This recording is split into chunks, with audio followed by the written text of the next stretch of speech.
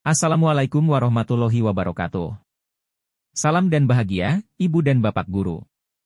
Video ini kami susun sebagai demonstrasi kontekstual modul 1.4 program pelatihan guru penggerak angkatan 9 tahun 2023 tentang praktik penerapan segitiga restitusi.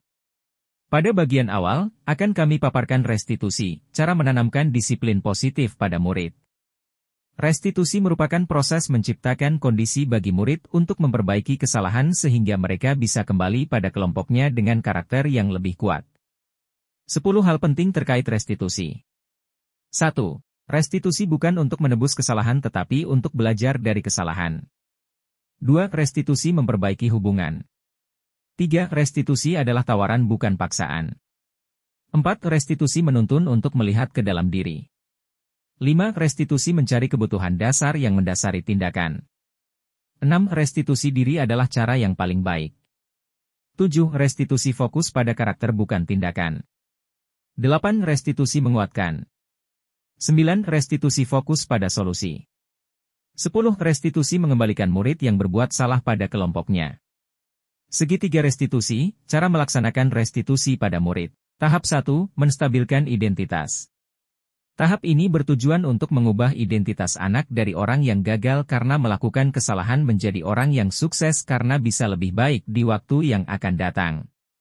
Tahap ini penting karena restitusi akan sulit dilakukan jika anak terus fokus pada perasaan bersalah karena menguras energi, membuat identitas diri yang gagal, dan terperangkap pada masa lalu yang tidak bisa diubah lagi. Tahap 2. Validasi tindakan yang salah.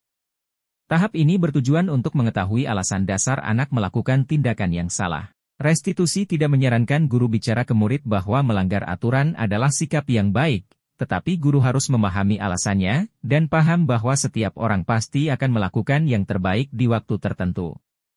Tahap 3. Menanyakan keyakinan. Tahap ini dilakukan setelah murid yang melanggar kembali kepada identitas sukses dan tingkah laku yang salah sudah tervalidasi. Guru membantu murid menghubungkan nilai-nilai yang diyakini murid menjadi tindakan yang bisa dilaksanakan. Selanjutnya akan kami tampilkan praktik penerapan segitiga restitusi bersama murid. Praktik 1 segitiga restitusi, tidak masuk sekolah tanpa keterangan. Sinopsis, Wintan, seorang murid sekolah menengah pertama, SMP, sudah beberapa hari tidak masuk sekolah tanpa keterangan. Guru sekaligus wali kelas Wintan, memanggilnya ke ruang bimbingan konseling untuk membicarakan permasalahan tersebut sekaligus menemukan jalan keluarnya menggunakan praktik segitiga restitusi. Bagaimana guru dan murid bersama-sama menyelesaikan masalah ini? Bagaimana pula perasaan murid setelah mempraktikkan hal tersebut? Mari kita simak bersama.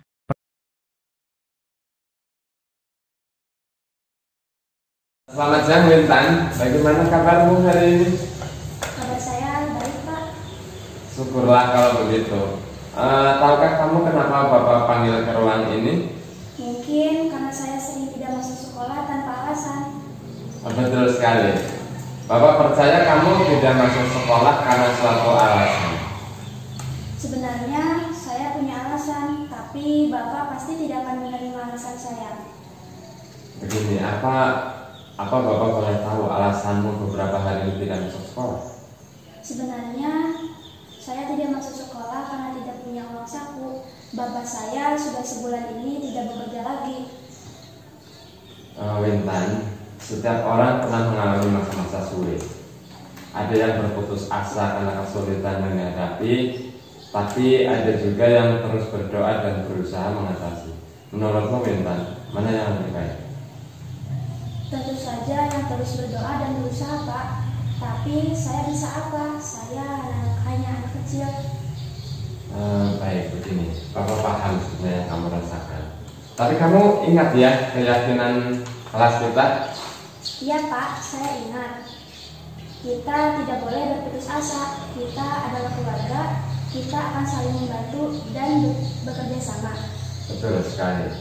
Tidak ada alasan lagi kamu merasa sendiri. Bapak dan teman-teman pasti akan selalu siap membantu. Asal saja kamu ceritakan, kamu sampaikan apa yang akan kamu lakukan. Kami semua pasti akan membantu. Bagaimana? Sudah ada bayangan apa yang akan kamu lakukan? Sebenarnya selama tidak masuk sekolah, saya membantu ibu membuat makanan untuk dijual dijual di warung-warung tetangga rumah. Tetapi hasilnya cuma cukup buat makan sehari-hari. Seandainya penjualan ibu bisa meningkat, hasilnya tentu lebih banyak. Lalu apa rencanamu untuk itu? Kalau mungkin, saya akan membawa makanan buatan ibu saya ke sekolah untuk dititipkan di kantin. Rencana yang bagus, Intan. Kalau perlu, Bapak bisa mengantarmu menemui ibu kantin sekarang juga. Bapak yakin teman-teman kamu pasti akan membantu dengan membeli makanan buatan ibumu. Terima kasih, Pak. Tapi saya bisa menemui ibu kantin sendiri. Nanti kalau ada kendala, saya baru menghubungi Bapak. Baik, semoga semua berjalan lancar. Bagaimana? Ada yang perlu kita bahas lagi? Sudah cukup, Pak. Saya mohon izin untuk menemui ibu kantin. Saya berjanji akan rajin bersekolah dan membantu ibu. Doakan Intan berhasil ya, Pak. Iya, tentu. Pasti Bapak selalu berdoa untuk semua murid-murid Bapak. Praktik 2 segitiga restitusi, tertidur di kelas saat pembelajaran. Sinopsis, Maisa, seorang murid sekolah menengah pertama, SMP, sudah beberapa hari tertidur di kelas saat pembelajaran berlangsung. Guru sekaligus wali kelas Maisa, mengajaknya mendiskusikan masalah tersebut setelah pembelajaran. Diskusi bertujuan menemukan penyelesaian masalah tersebut menggunakan praktik segitiga restitusi. Bagaimana guru dan murid bersama-sama menyelesaikan masalah ini? Bagaimana pula perasaan murid setelah mempraktikkan hal tersebut? Mari kita simak bersama.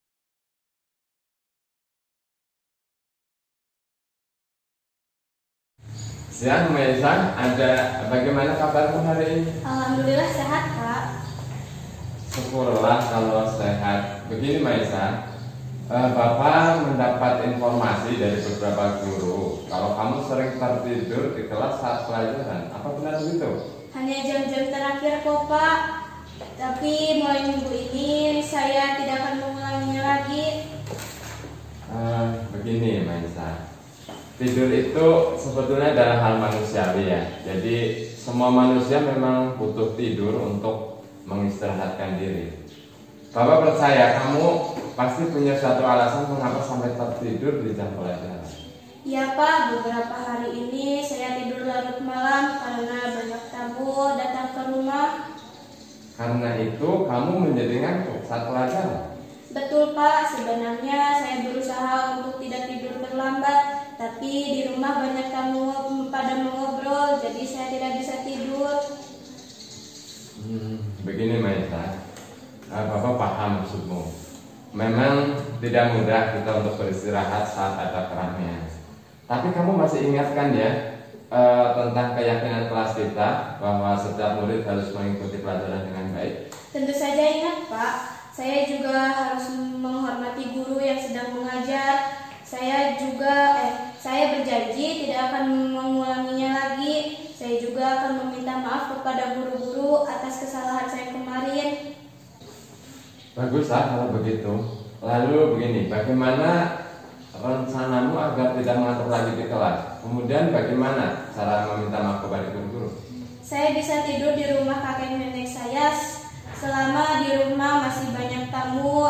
Setiap malam saya akan mengirim pesan lewat via chat kepada guru-guru atas kesalahan saya kemarin. Bagus sekali rencana itu. Tapi begini, Bapak kalau boleh usul begini, bagaimana setelah kamu minta maaf kepada guru-guru lewat WA tadi, bagaimana kalau kamu menemui guru-guru itu secara langsung? Baiklah, Pak, mulai nanti malam saya akan menginap di rumah kakek nenek saya sampai keadaan di rumah seperti biasa. Selain itu, saya akan meminta maaf kepada guru-guru melalui via chat tentang kesalahan saya kemarin. Baguslah kalau begitu. Semoga yang kamu rencanakan bisa berjalan lancar. Sekarang kamu boleh pulang atau ada mungkin hal lain yang perlu dibicarakan? Tidak, Pak, sudah cukup. Terima kasih. Saya mohon pamit. Silakan hati-hati di jalannya. Perasaan saya setelah melakukan dialog ini adalah saya lebih tenang, lebih lega. Dan pesan saya untuk kalian, jangan pernah tertidur di kelas. karena tidur di kelas dapat menyebabkan kalian tertinggal pelajaran dan kalian mungkin bisa tidak tahu tentang apa pembelajaran tersebut. Sekian, terima kasih. Perasaan saya setelah melakukan dialog ini adalah merasa lega dan tenang. Tentunya pesan dari saya tidak boleh bolos sekolah karena bolos sekolah dapat menunda pelajaran Anda. Terima kasih. Berdasarkan praktik tersebut, dapat disimpulkan beberapa hal sebagai berikut. 1. Restitusi penting untuk menumbuhkan disiplin positif di sekolah. 2. Pelaksanaan restitusi dengan segitiga restitusi membantu guru dan murid belajar dari kesalahan dan menjadi pribadi yang lebih baik di waktu yang akan datang. Demikian pembahasan kali ini. Terima kasih dan semoga bermanfaat. Wassalamualaikum warahmatullahi wabarakatuh. Salam dan bahagia.